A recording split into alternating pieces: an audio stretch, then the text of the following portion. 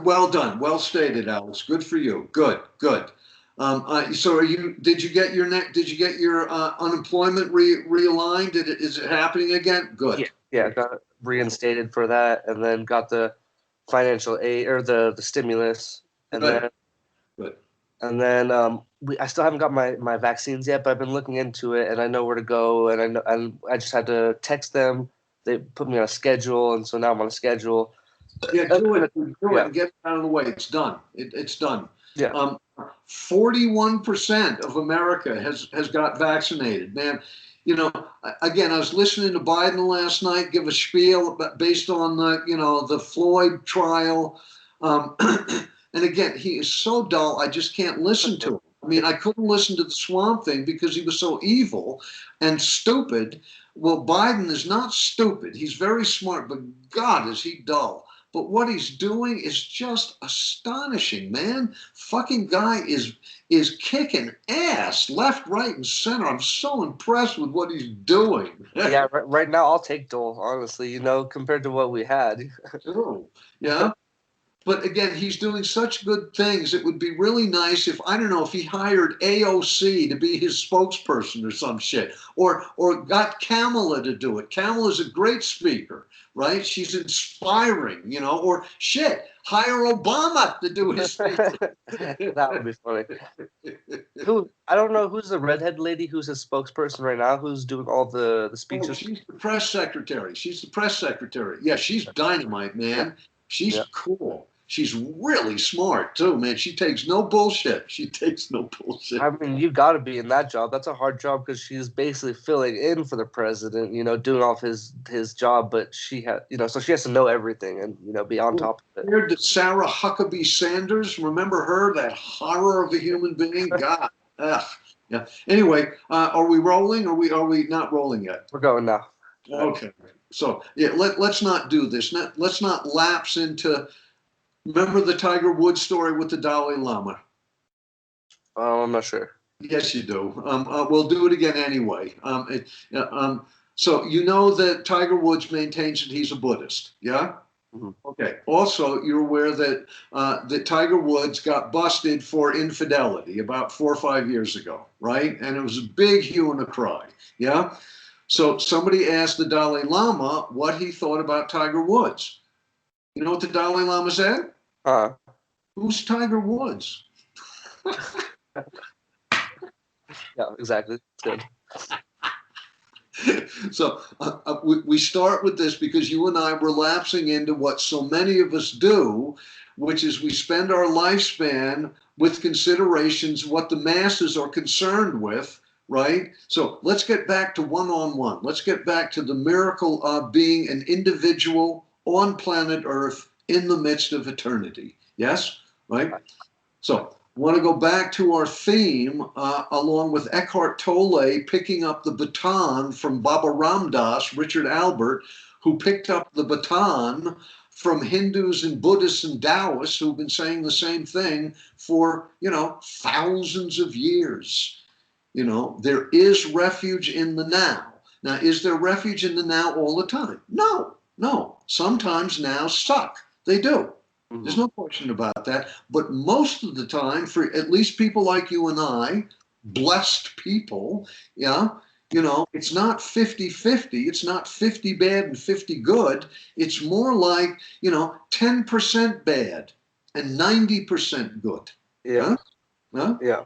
Yeah, I think that since we've started these conversations, I think it's helped me a lot kind of come to terms with, what does that mean, being here in the now? And can you hear me? Yes. Okay, well, because it kind of cut out my audio. But but like I guess there's a big balance of using your death as your advisor and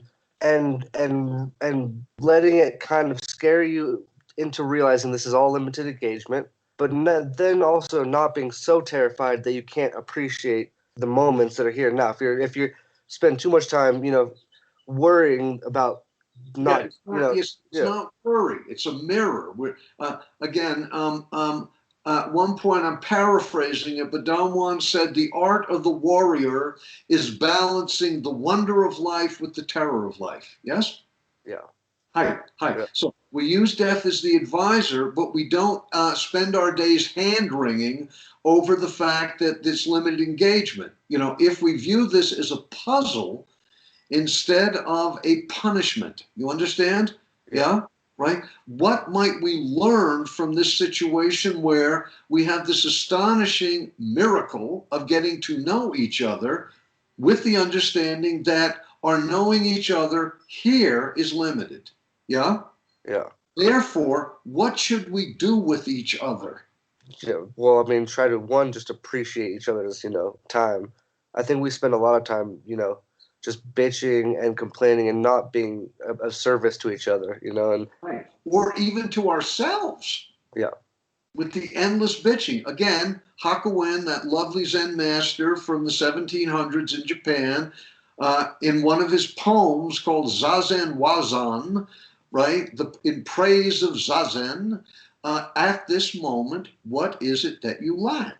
So, dude, at this moment, what is it that you lack? Yeah, nothing. Indeed, indeed. Yeah. So if we were to do that consciously, you dig? Consciously, yeah, right? I don't know, 200 times a day. Yeah. Anytime you start to get angsty or sad or whatever, just come back to that thought and be like, Indeed, it will cut through the bullshit beautifully, yeah. Right? And sorry, you go. Well, the Don Juan quote, which is so unbelievably, again, specific in its reference, is whenever your mind is filled with crappy thoughts and you feel you are about to be annihilated. That's what happens. Yeah.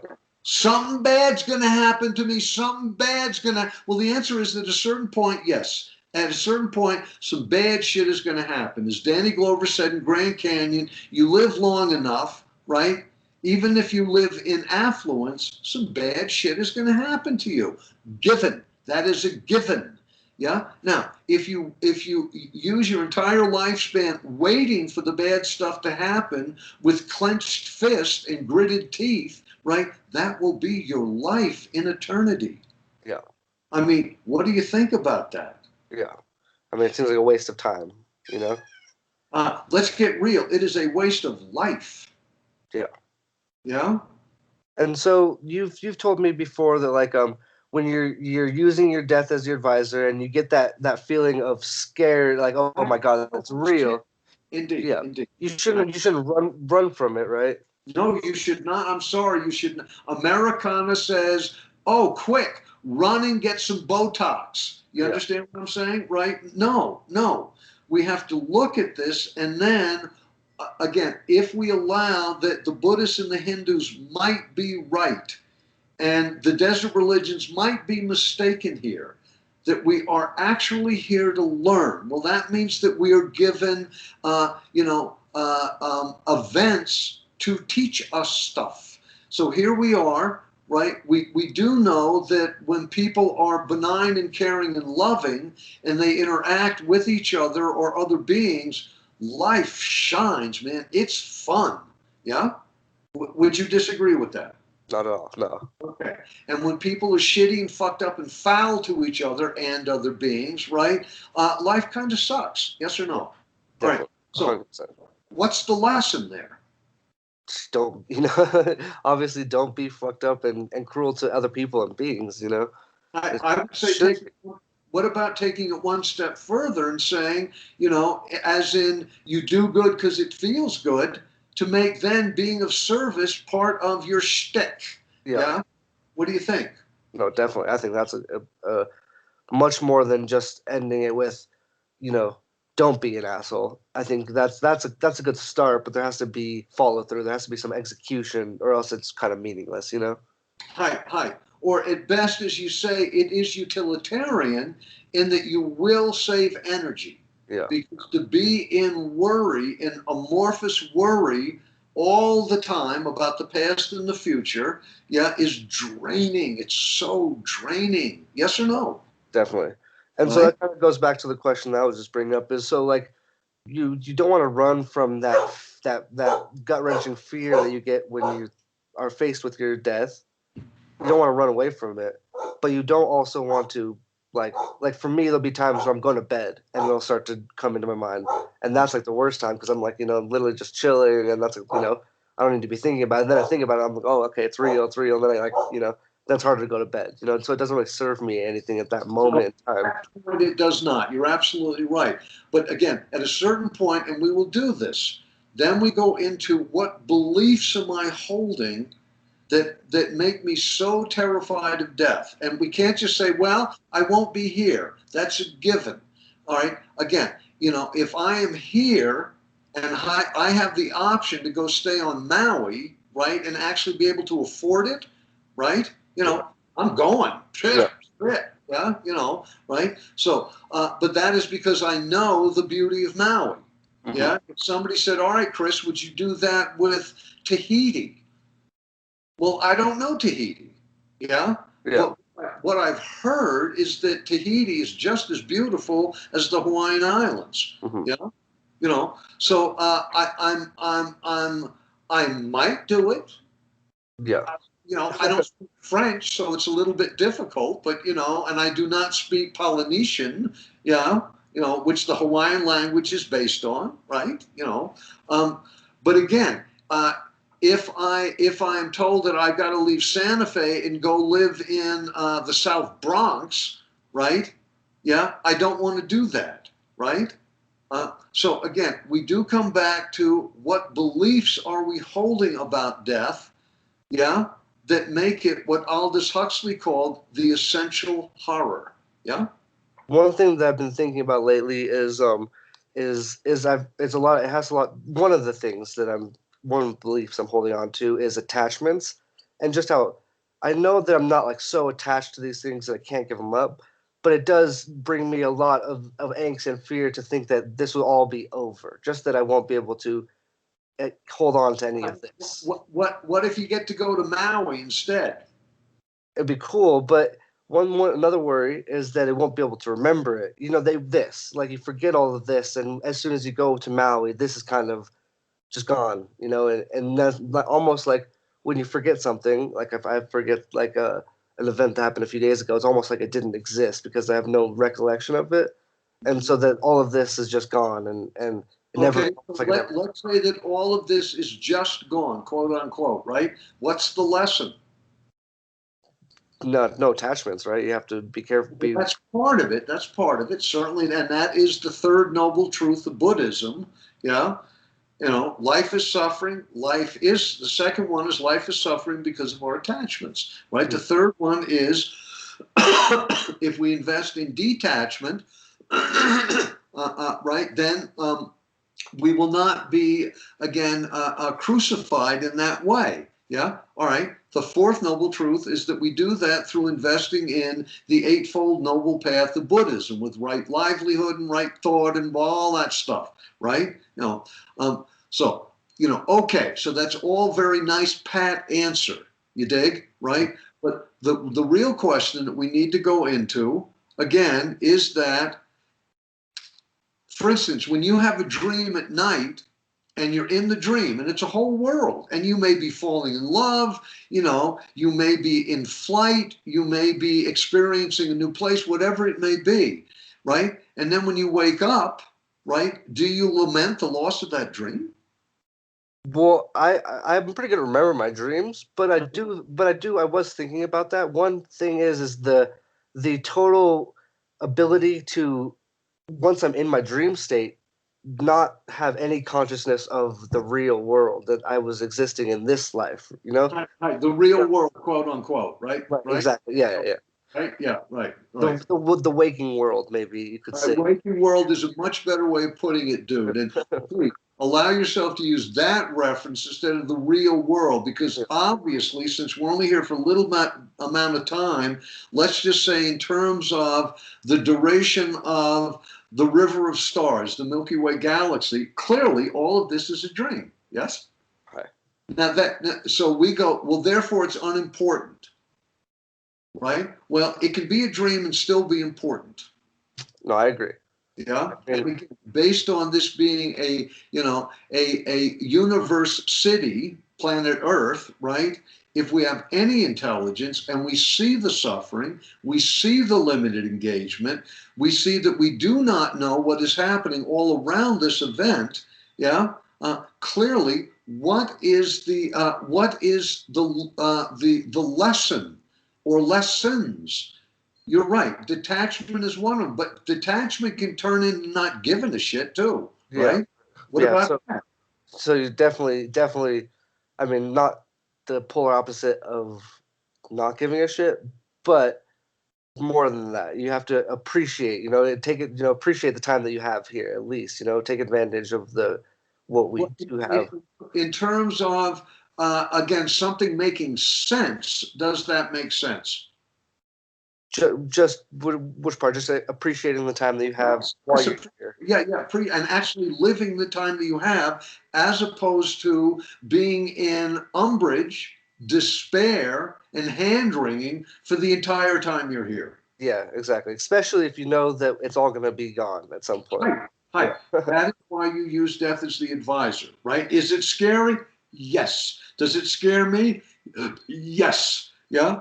Um, but I do understand that part of my fundamental fear, this may not be your fundamental fear or anybody who's listening to this, right? But my fundamental fear, being raised humanist, is again that that it is vacuity. When you die, it's vacuous. There is no thing. Now, again, you've said this to me that this is your primordial fear, right? Now, understand that really what our fear is that we will be in that non-being. We will experience that non-being. Well, if it's vacuity, we will not be there to experience it. Yeah, that's what my fear is that there's going to be no experience at all. Experience Okay, ceases but to then exist. again, you do this every night in deep sleep. How bad is it? I mean, it's kind of scary. The sleeping does give me angst a little bit. That's kind of why I would go into Well, the. in the state of deep sleep, you are not afraid.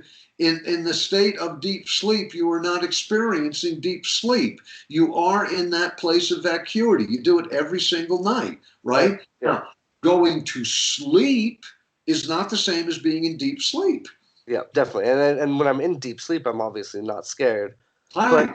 but I do remember my dreams pretty well. And in when I'm in my dreams, there's no well, it's a amalgamation of real Again, life. I'm not talking about when you're in a dream state, Yeah, right? What you're saying is your primordial fear is you being in vacuity, but right? but No, without experience.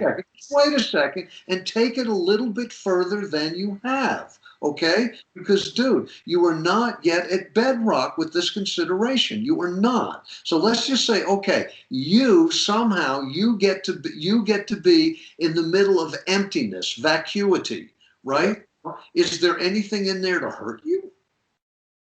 no, No, yeah, no, yeah, right? So the answer is the worst thing that could possibly happen is the only thing in nothing, yeah. right? Which again doesn't really make any sense, which is why I bring And up the deep sleep. I See, agree. I definitely agree with that.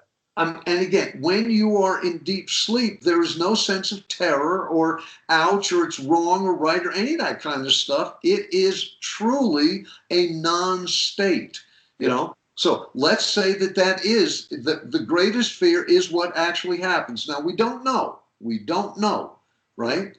See, just like the Catholics saying, "Oh no, my belief is the truth." This humanist belief, and this is what it is. By the way, this is why the French existentialists, again, the unfolding historically is people said at a certain point, you know what, I am tired of monks and priests, some nuns, right, but mostly, right, dictating the parameters of living a life, right? And that they have the exclusive answer, and you cannot deviate from that at all, yeah, right? So then you get a very righteous, I think, humanist answer to that is wait a minute, wait a minute. What about actually being in life? Yes, yeah. being in life. Well, then in order to do that, then we reject all of religious thought, and then what we're left with is what? Anguish or sorrow. No, no, no, no. Existentially, what are we left with? Oh well, just that it's all you kind of. There's no religion. You don't have no room for religion, is what you're saying. So it's very, very logic and kind of cut and dry. Well, okay. Then you're saying religion is illogical, but okay, that's very humanist. When most of our humanist thought is equally illogical, I swear to God, Yeah. right? He who dies with the most toys wins. Yeah. Yeah, you're going to tell me that's logical? What I mean is more like sophisticated. Like you're trying to use logic to understand everything instead of just you know, like taking a step back and saying we don't actually understand everything. Because some people try. We actually do not understand anything. Yeah. The being in your lap, right, did not have its inception in its mother cat that it got taken away from too soon. It had its inception, right, with the bursting of the Big Bang. Now they're saying 16 billion years ago. So that being on your lap is made up of atoms that are 16 billion years old, right? Do you think we plumbed the depth of what that being is? Not even close. Right? Okay, but we would say we have exhausted the question of what a cat is. Yes? Yeah, that's kind of what I was saying. Is people not logic, but they trying to understand, like what we talk about sophistry. When you use it too much, and it just becomes kind of to the I don't know. That's kind of what I was thinking with No, that. you're right. You're right. That is what sophistry means. It's knowledge that has no potency to it. It's kind of like so what knowledge. Yeah. That people, it's like people, can play a board game and end up furious with each other when one loses and the other wins. Yeah, and it's like what's really changed? It's a game. Right? It's a game. Yeah. Yeah. So again, what this takes then is coming back into the now, right? We come into the now, and you're right. It is utilitarian. It is cost effective. Yeah. But even those terms still come out of,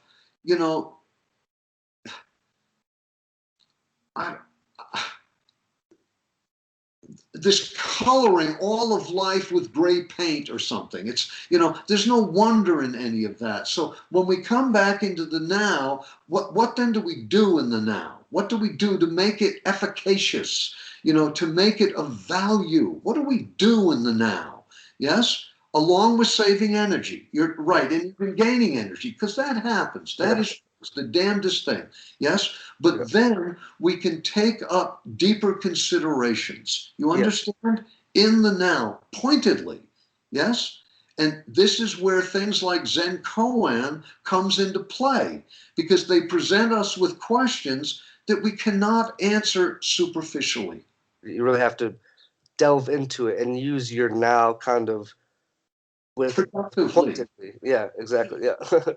And also, right, to the point where, again, as Frank Herbert said, and you'll come upon it when you dip into Dune, right? I'm talking to somebody else who's been at a very, very legitimate spiritual practice for years and years and years and years. He's in his mid-40s, right? And he's dealing with a little bit of chronic fatigue behind it. You know what I'm saying, right? Well, that's because his spiritual path has been one of rigor and utility, right? And a pushing and pushing. Well, again, at a certain point, the lovely thing about Koan's study is it takes you out of the rigor of religious practice. Sorry, gang, instead of spiritual practice, religious practice. Mm-hmm. Religio means to bind back the soul to that which made it. Yes? Very different from spirituality, where, you can do taru, right? You can do Ouija board, and all of that stuff is considered spirituality. Well, again, the nutrition of it, right, is minimal. I'm sorry, it's like bubble gum, right? As opposed to these considerations, these deepening of question, you understand, can become like a full-fledged meal. It can be like oatmeal with raisins and walnuts in it. You know what I'm saying? I mean, it can give you wonder. It can Yeah. give you wonder. You understand? I, Huh? I definitely understand, and I'm just comparing the two concepts, like I don't want to get too deep into it, but just so that you know, I understand. Like Oh, Thoreau, to let's get as deep into it as we can go. well, Yeah?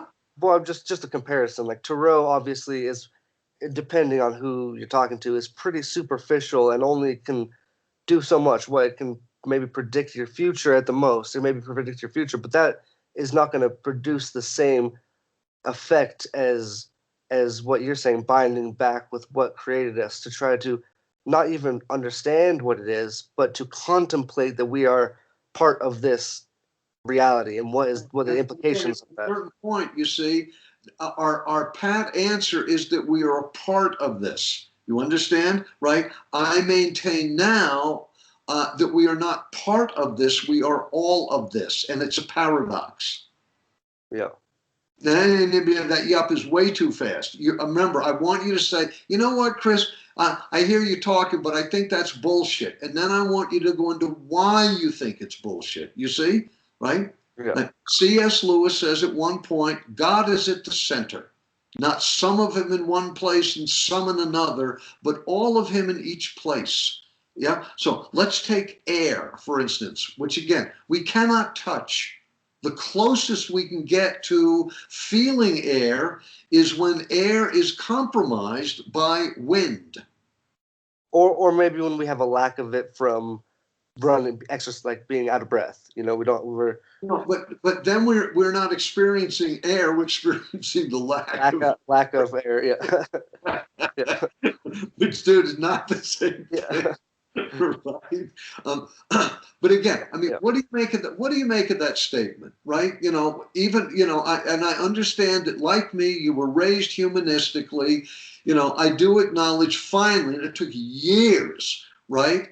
That again, you know, just like being raised Catholic, if you would say, well, you know, the Eucharist, you're telling me that the Eucharist is the transubstantiated blood and body of Jesus Christ, right? You know, and that is not a belief, that is a fact, that is real, right? Well, the humanist would say, no, that's a belief, that's fucked up. I know, right, as a truth, that that is not the case. Well, you know what? I do acknowledge that I know so little. I don't know if that's maybe it is the truth. I Yeah. don't know. Yeah. Shit. You know, all I know is for me, right? It does not have enough potency for me to invest in that. Just for me. Yeah. Just for me. Yes? You know, so again, realistically, I have to work with the uncoupling of the belief system that I was given in order to have a chance at perceiving life as it actually is. You understand what I'm saying? I I think so. told you about meeting a Christian who told me that the only perfect trees were in heaven. So he viewed all the trees that he sees on planet Earth foundationally as imperfect. Yeah, I think that's messed up. I think that's bad, because you go Well, through what life, a terrible thing to do to trees, right? Exactly. right? And And in their own way, it could be the total opposite, that each one is completely unique and special, if you will. I don't know how another way to. let's not do special. Let's just Yeah. stick with unique, Yeah. right? In eternity. In eternity. Yes? Yeah. Yes? Right? So special is, you know, a beech tree is better than an apple tree because there's so fewer beech trees, right? You know, what Yeah. we're talking about is the uniqueness of trees in eternity all by itself. Yes? Right? And again, how in the fuck does a tree in its uniqueness manifest from the Big Bang? How the fuck does that happen? And if you tell me evolution, I will spit on the ground. Yeah? Yeah, Right? I cannot tell you. Yeah, exactly. I mean, it's a question that I think about all the time, but I have no answer. So I do not. Okay, now instead of seeking answer, like when the Zen guys talk about working with the koan, they do not say that you come to understanding. What they say is you penetrate it. Yeah? Like I worked the Mu koan for 12 years, right? I do not know what mu is, right? And I don't know if I penetrated it. It sure to fuck penetrated me. Let me tell you something, right? Yeah. Right? And the outcome of that, even though I don't quite understand how it happened, is that everything is renewed every single day. Every single day. Yes? So would you say it's like I don't know how to articulate this the best, but like familiarizing yourself to such an extent that it becomes an integration, kind of. Hi, that's exactly right. That is exactly right. Like we do with all the beliefs that we have taken in without knowing even that we were taking in beliefs. We were too young. Yeah. Yes? Yeah. Um, so again, the issue here is not just freedom, because freedom without security is terrifying. Yeah? Hi. So again, we are looking for, this is why to come back for right now with the acknowledgement that there will be some bad nows. There will even be an eventual now where we will leave this place forever.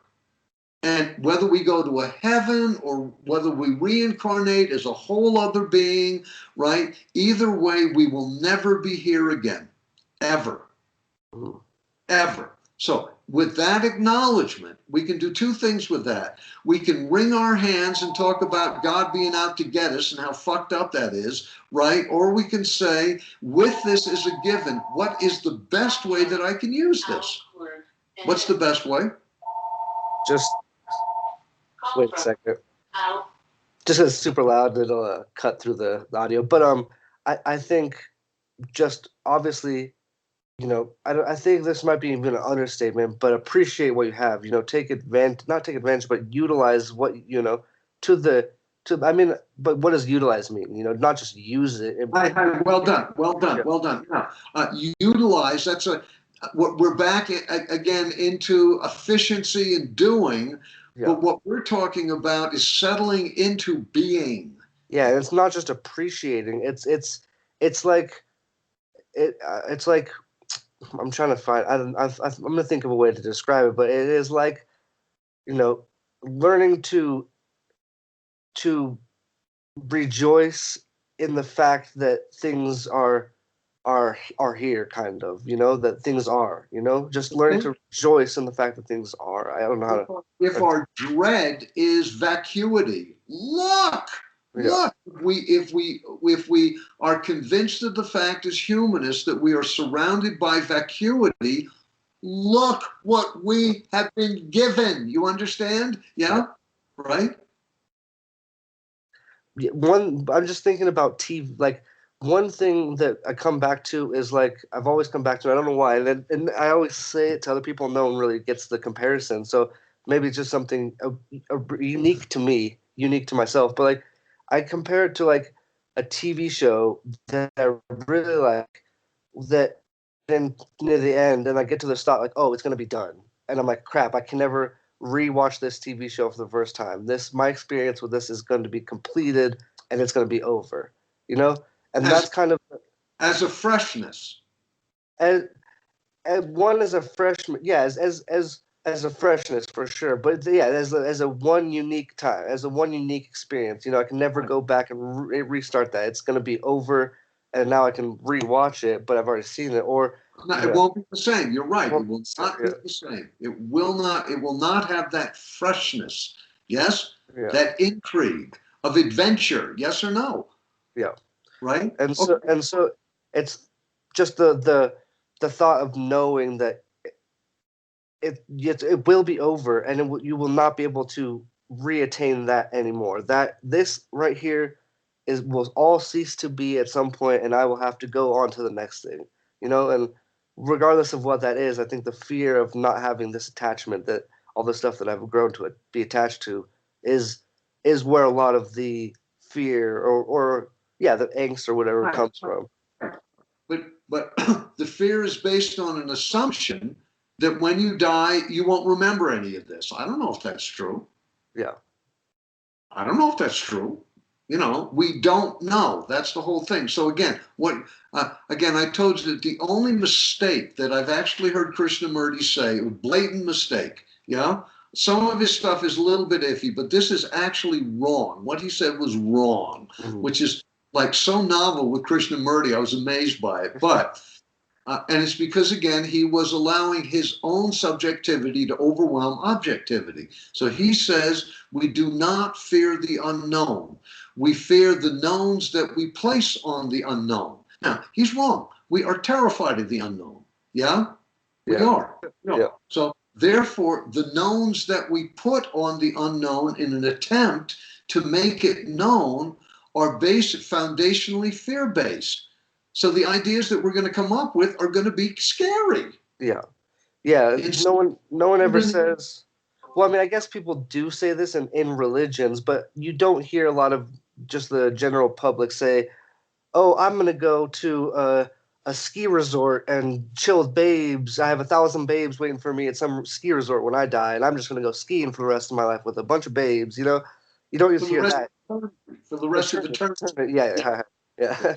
You only hear the negatives associated with it, and our fear, all of the things that would scare us the most, we associate with that, and then only think about those possibilities. Indeedy. Well stated, dude. Well done. Now, hear what you're saying to yourself. Yeah? So, again, this is why, on one hand, the balance. Remember, Castaneda says to Don Juan, I don't understand the point of worrying about my death. Yeah. And Don Juan said, I didn't tell you to worry about it. I told you to use it. Yes? And that's what he says whenever your mind is filled with crappy thoughts and you feel you're about to be annihilated, which is true, right? Some bad shit is going to happen because, the follow through of these horrible thoughts. Bad shit is going to happen, right? He said, turn to your death, and it will tell you it is not so. I haven't tapped you yet. Now, is that enough? No, that is not enough. Yes? So then we go deeper by using question, because the other thing that we think is that we have exhausted question. No, we haven't. We haven't even started. Yeah. So Right? I have a question.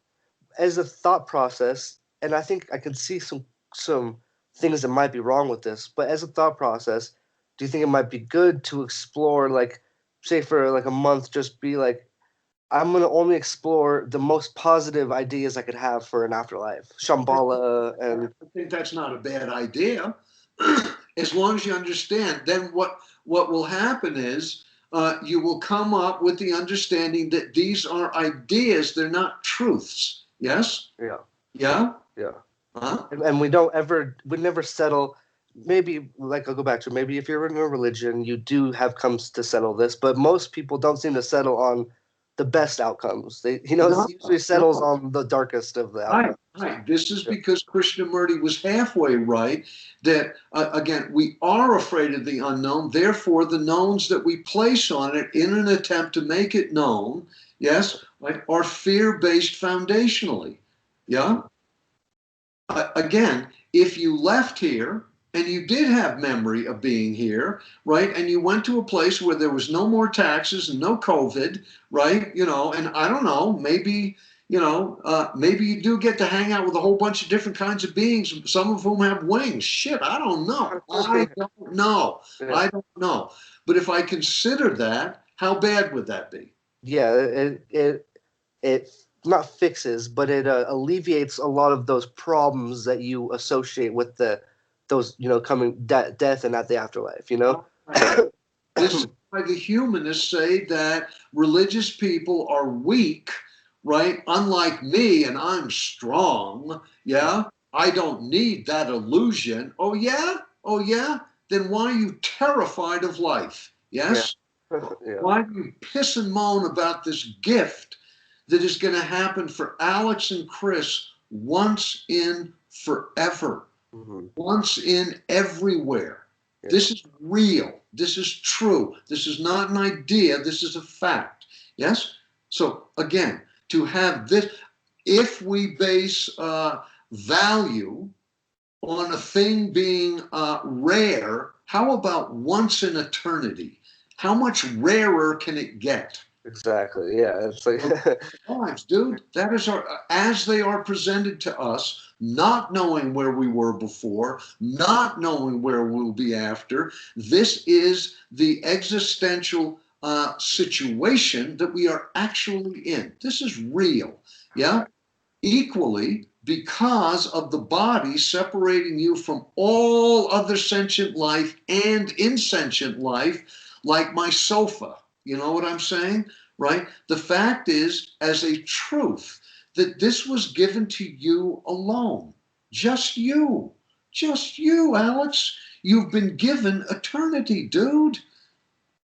Right. Now, why is that not overwhelming in terms of a sense then of gratitude? I, Why?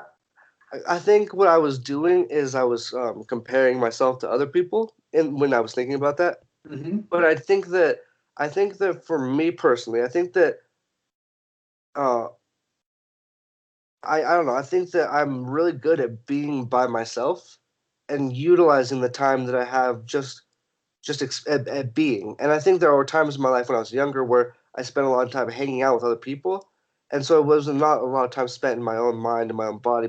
Right. But I think once the more I do that, I can come to those places where I just really appreciate just existing and and But what we're doing together, you and I, is I want to jumpstart this process. Yeah. And the way to do that is, again, you going into not for other people. You're not speaking for other people now, even though what you say will ironically be speaking for other people, because, again, we all do tend to think kind of the same way. Yes, we yeah. do.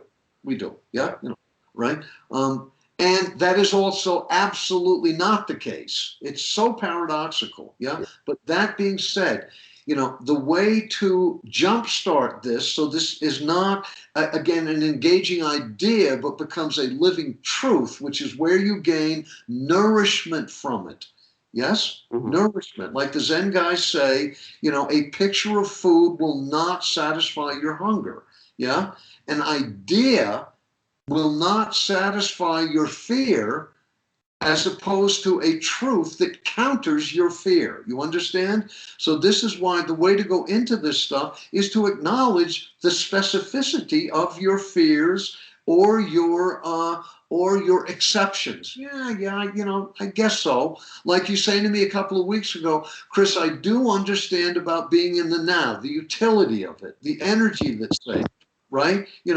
But and you did say it, dude, right? But miracle and wonder, nah, I don't get that. So okay, good. So I say that is the outcome of actually being in the now. For me, the astonishing thing is when I do not look at trees as imperfect expressions that are going to have their perfect expressions in this projected other realm called heaven, right? When I'm looking at a tree, I'm actually looking at the tree without all my stuff going on. I'm seeing it freshly. You understand? Right? And the astonishing thing is, even in its imperfection, it is breathtakingly beautiful. Yeah? Hi. Right? When we look at life at large, the sky and the other beings, and even us, and light on a rock, or shadows on a wall. I mean, it's the amazing thing is it's so beautiful. Right? Now, I've thought about this a lot. Why is it beautiful? People say it's interpretive. Well, no, bullshit. It is beautiful because of the clarity of special specificity, of absolutely unique expression. Yeah. No two trees are alike. Yes. Yeah. They No two sunsets or Hi, hi, hi, hi. And in that specificity, in that uniqueness, yes, it is expressed in its uniqueness beautifully. yeah. It is beautiful. So Yeah. again, we are not surrounded by life's a bitch and then you die. We are surrounded by astonishing beauty and then you die. Yeah.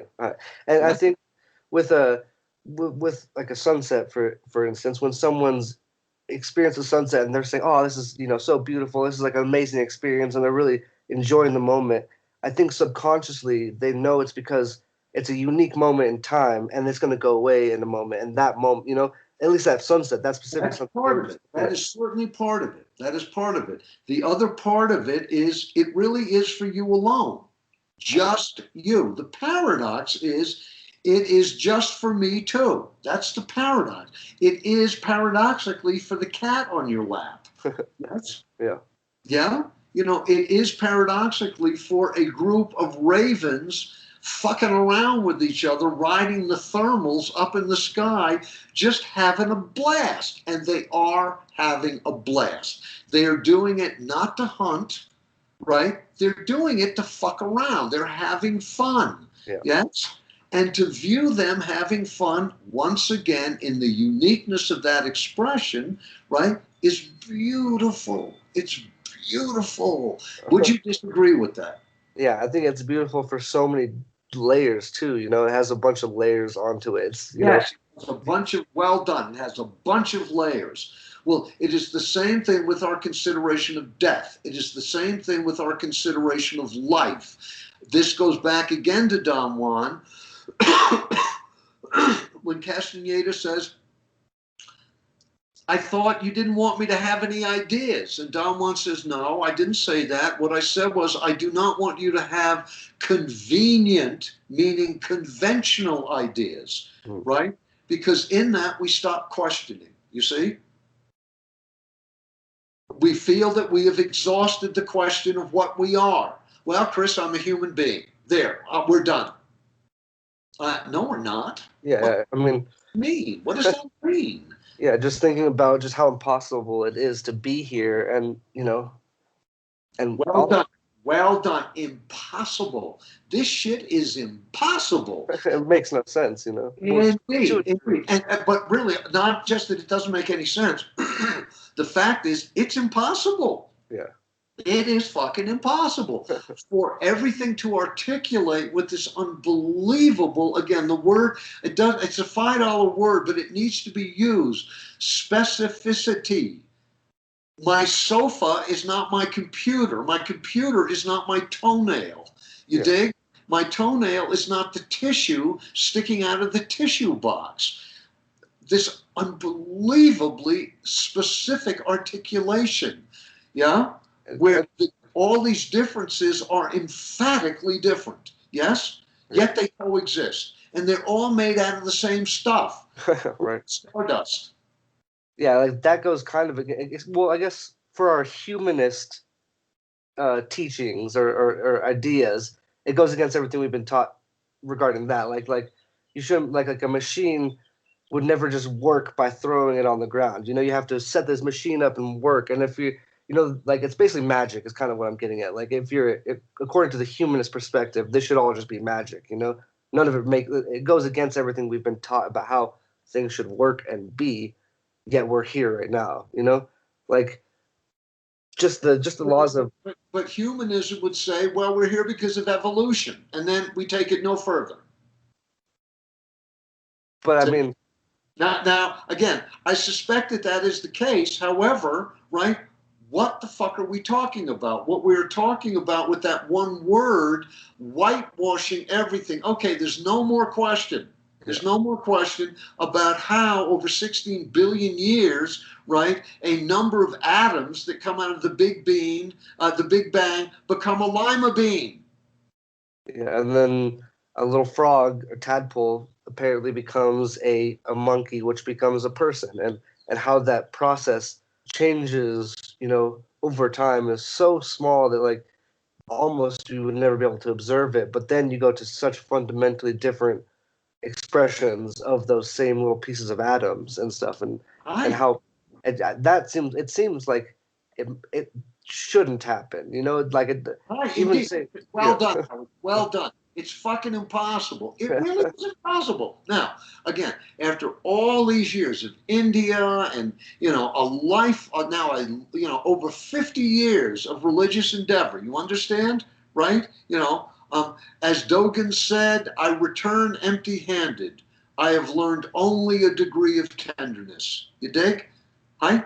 I don't know why any of this stuff is. I know that, that the expressions of this that are not harming me are the nourishment from its beauty is so overwhelming that, honest to God, there is a state of being wonderstruck, right? And you're so close. You're so close. Yes, dude. Right?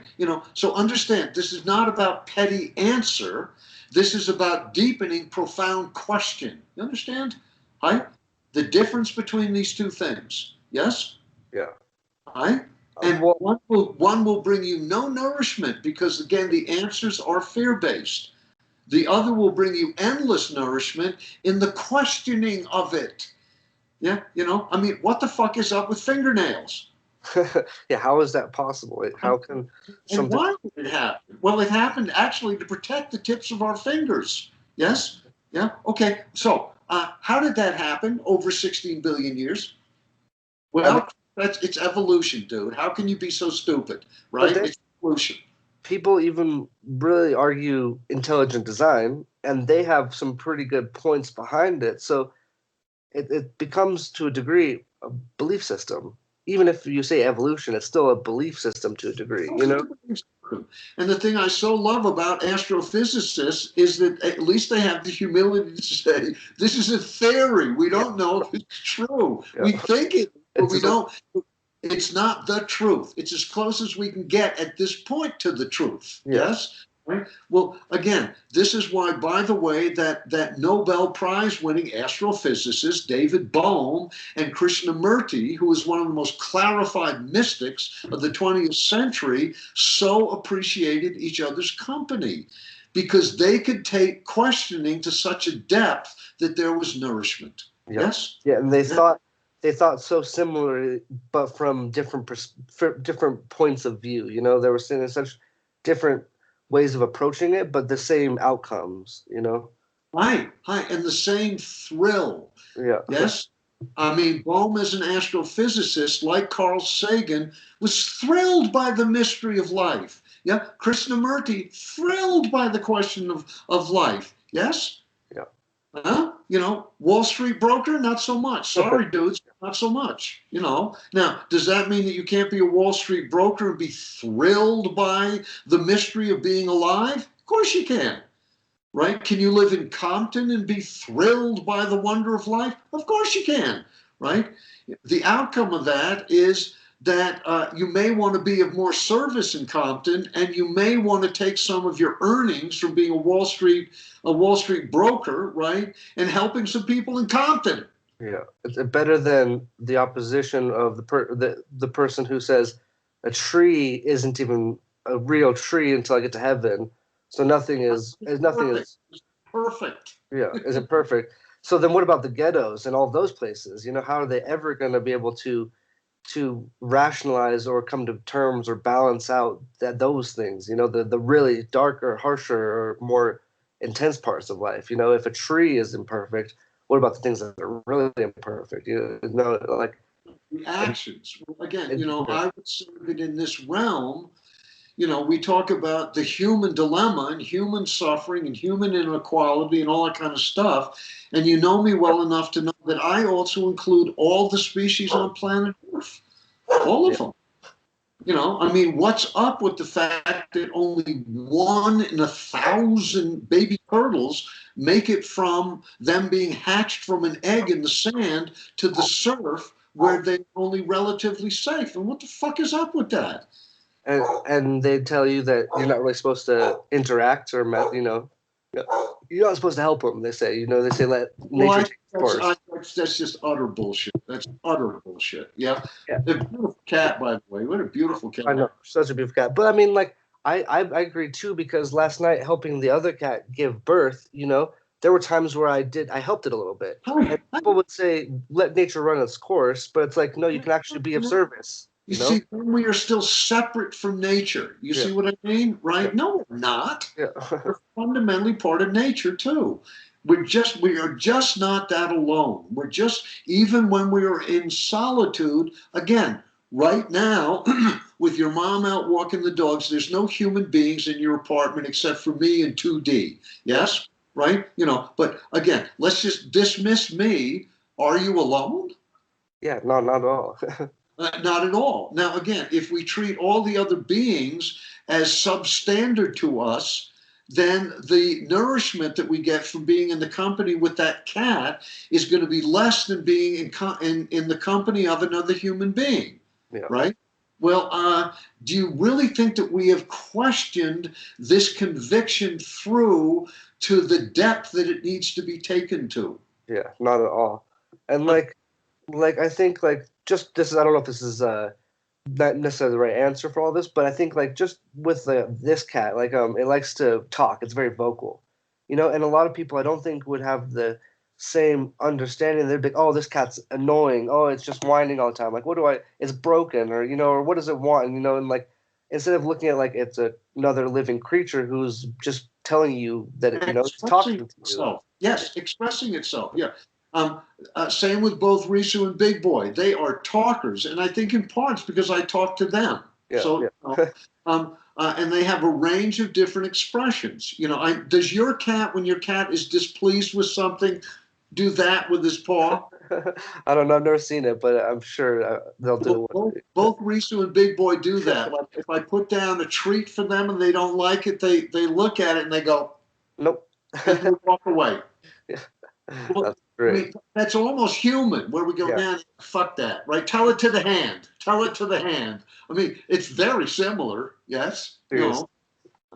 Also, I have to be very honest. I would rather hang out with my two cats than, probably 90% of the human beings I come in contact with, because human beings are so fucking mean-spirited. Yeah. True. On a day-to-day basis, I'd much rather spend my day with, one of my animals than most people, And again, I'm gonna bust you a little bit. Your animal? My friends. Yeah, right? Yeah. Friends. I would rather hang out with friends, right? Yeah. We do not own them. Right. See, this is another thing that we say out of hand, where, again, if it's our cat and it's out at night, we're worried that a coyote is going to eat our cat, right? Where coyotes every night are eating rabbits and, mice and, but we're not bent out of shape about that. Right, yeah. Well, how come?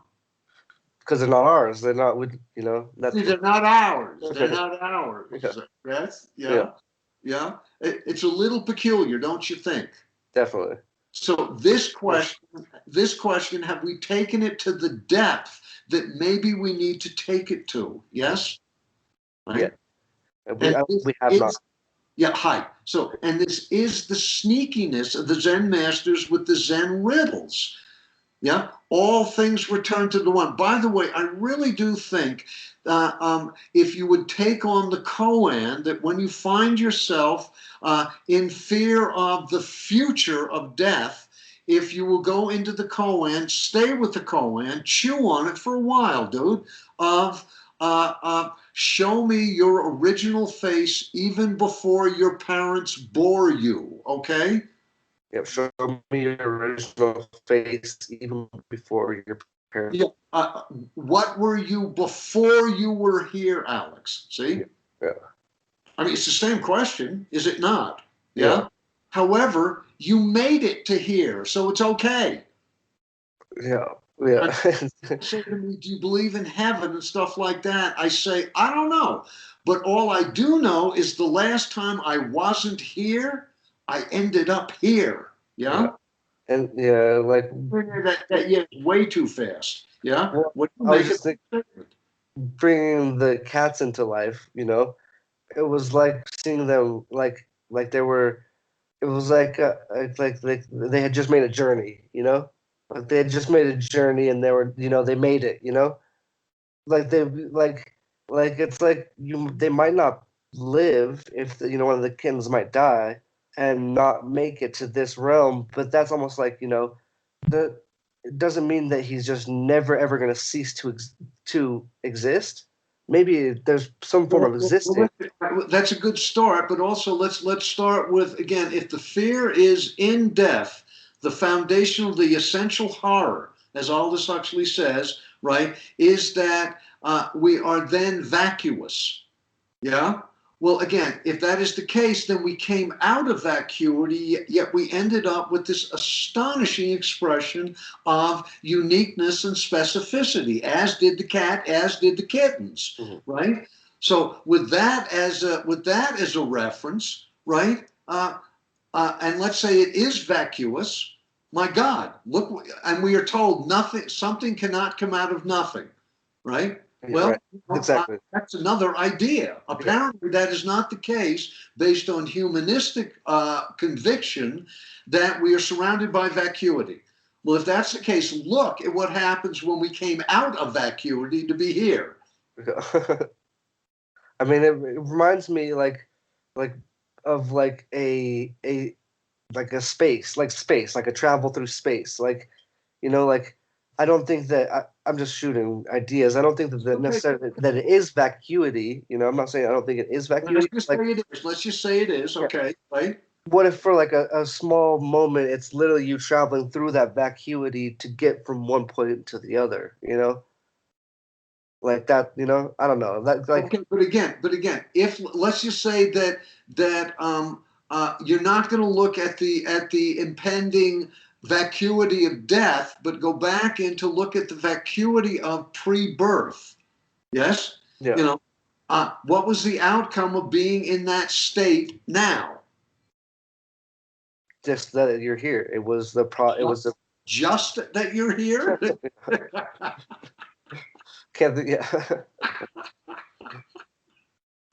I'm not pushing you, dude, but understand that, basically what you were voicing is the humanistic beliefs of our kind. Yeah. These are the humanistic beliefs. Yes. Now, if you're a Catholic, your belief would say, if I'm bad, I'm going to go to hell. And that's why death is bad.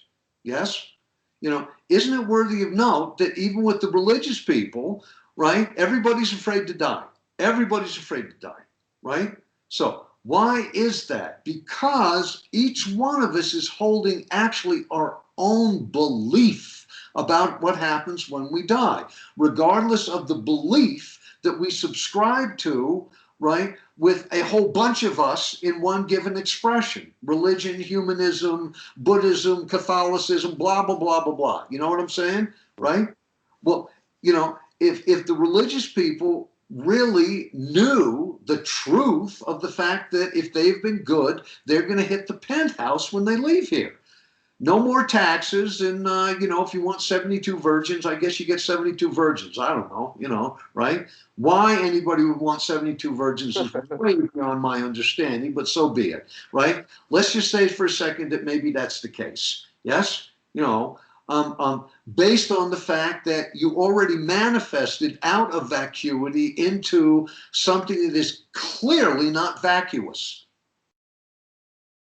Unless you go into meditation. Then when you go into that internal you, right, it's not vacuous, but it sure the fuck is formless. Yes? Hi. Right? It has no gender, right? You've done enough meditation to know that. Does your internal Alex have gender? Yeah. It's like a if I don't know how to explain it, but if you're taking, just for sake of argument, your spirit, your spirit is not, shouldn't have a gender. It's a formlessness of, like. Well, if you just align with the internal you, just now for a moment, close your eyes, just align with internal Alex, right? The only thing male about that is your name. Hi. No, seriously, you can see if you close your eyes and you feel it. Okay, if I go in there, is that internal me? Is it male or female? Yeah, it has. Yeah, I mean, it like you were saying, it is not vacuitous, but it is definitely formlessness, and a formless. Yet paradoxically, that sense of you being it is there. Yes or no? It's there. Yeah. Is an internal Alex, is there not? Isn't that the damnedest thing? Yet it is formless. Huh? Yeah. Yes, but it is there. It is, yes or no? I mean, yes or no? Yeah. No, it is there. Yeah. Is it a Santa Fean? I mean, the body is, the body is, but I don't think. What about the body now? You see, the other thing with humanism is that we are convinced. The truth is that internal you is generated by the body. Of course, right? And that's what I was kind of getting to is the internal you is no relation to the body. It's just inside, it's just housed inside of it, but they're not one and the same, and they're not, Well, it may be that the body, we've talked about this before, but we haven't talked about it doing this, may much more be like those glass conductors that you have on the top of telephone poles. Yeah. Right? Where again, they are not generating energy, they are conducting electricity, energy. Yes? Yeah. Like a radio. Yeah, like a video. Okay, well, it may be. Radio. Huh? Radio. Like radio. Yes, indeed. Indeed. Absolutely right. Or a television set. Hi. Yeah. Hi. Well, again, so now we as yet we cannot know this stuff for sure, right? But again, what we're talking about today began with once you get in the now, along with its utility. How then do you use it to benefit? You understand me? Like real benefit, yeah? Well, you can use it then, to quote Alice in Wonderland and the Walrus, right? Where we then consider other things. Hi. Give right? back. Make yourself you. No. Even other things other than that. That's for when we are back in life. I'm talking about really like, okay, what is that internal me? I say it's Chris. Well, does that define what it is? Does that define what it is? No, definitely not. No, I mean, does that internal Chris have a social security number? No. No, the body does. Mm-hmm. Yeah, Now, are they different? I would say so. And but they're all both, they're connected. Exactly, they're connected. Clearly, they're connected. Yes, you see. So this is why Frank Herbert's saying the mystery of life is not a riddle to be solved. It is a reality to be experienced. Why? Right? Because then you come upon, again, without breathing hard, being not only wonderstruck, but thunderstruck. How in the fuck can any of this be? Yes? I was out on my deck the other day being warmed by a star, right? Well, that's pretty cool, don't you think? Yeah, no, it's spectacular. I think about that every time I take the walk with my dogs, like how miraculous it is, And, so again, that the miracle of it is minimized by the fact that we define it as the sun, right? And therefore, it's no longer a star. Yeah, and any of it is still, once you take away all of our knowns, and you just think about not even it being a star or being heat or any of that, but just the what all are all of these things existing at once. It's like, what the hell is going? It's so weird, It doesn't. It's like a lava lamp. But then we get into the paradox that unless we're dealing with the infamy of life on planet Earth, the fact is that, terror and sorrow and cruelty and death and suffering are all happening in the setting of such astonishing beauty that it truly is unbelievable. Yeah? I mean, looking at the fresh new leaves, which 2 weeks ago weren't there. Yeah. They weren't there. Right? And now there's that on all the trees have got this lime green, this new green that's only going to last for about 3 weeks. And then the green is going to deepen into, well, Chris, that's chlorophyll responding to, the sun. No, it's not. It is stardust responding to the heat that comes from one of the stars that allows this planet to be a place of refuge and sanctuary for all these different expressions of life. Yes? Yeah. We certainly used up that. There's no more question there. Yeah? Yeah, no, I definitely think that's much more than just worthy of investigation or contemplation. That is what, maybe one of the things that we should be doing. It seems like one of the ways that you could be living a fruitful life, if if you care about that. Fruitful, if you'll allow, pardon me, yeah, like that joke that ends, man, he ain't confessing, he bragging, right? But it's not could be. It becomes. I mean, this, dude. You know this, yeah. And some people experience it again, which is why if it's done with great care, some people experience this stripping away of puny idea and definition when they take psychedelics. Yes, right, and then everything is renewed. You understand? Everything is renewed. Well, again, that is still, the fact is that, even the organic psychedelics are real tough on the nervous system. They just are. They're rough on the nervous system. The fact is also, it is still a gift instead of a learned reward. You understand? What we are talking about is using our own powers of logic and intellect and question, yes, to come upon the freshness of life in every moment without having to use, an artificial ingredient. Yeah. Once you open the doors, you don't have to keep opening the doors. They're open, and now you just have to walk through it. Then we go through the doors, and then what we come upon is a landscape of ever-renewing depth of question. Would you agree with that? I would agree. And okay, why? I know. Okay, but just finish up. Why do you agree with that? Does it get you something?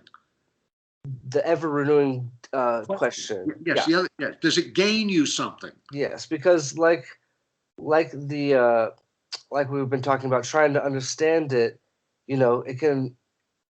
I don't know. It can become kind of negative. I don't know. Not the word, but I think the deepening your questions just shows you how impossible and miraculous it really all is, which can give you wonder, which is basically the same process of opening that door and taking the hallucinogens, except you're doing it without any substances. You're doing it your own natural way, and so that you can do it every single day, and then every day can be renewed, and all day long. We can do it all day long, right? And then it becomes, holy shit, it's not all day long, it's all week long. Holy shit. And then it's not all week long, it's all month long. And then, holy shit, it's not all month long, it's all year long. And then it's all decade long. And then, God help us under the sun, it might become all lifelong, right? And then, like D.T. Suzuki, when he was dying, we might say, thank you, thank you, thank you. Instead of life's a bitch and then you die. Yes? Yes. Hi? Well done, dude. Okay, good. Yeah, man, we're way past time. Okay. All right. I'll see you tomorrow. All right, I'll be there. Nice. All right, love you. Take care.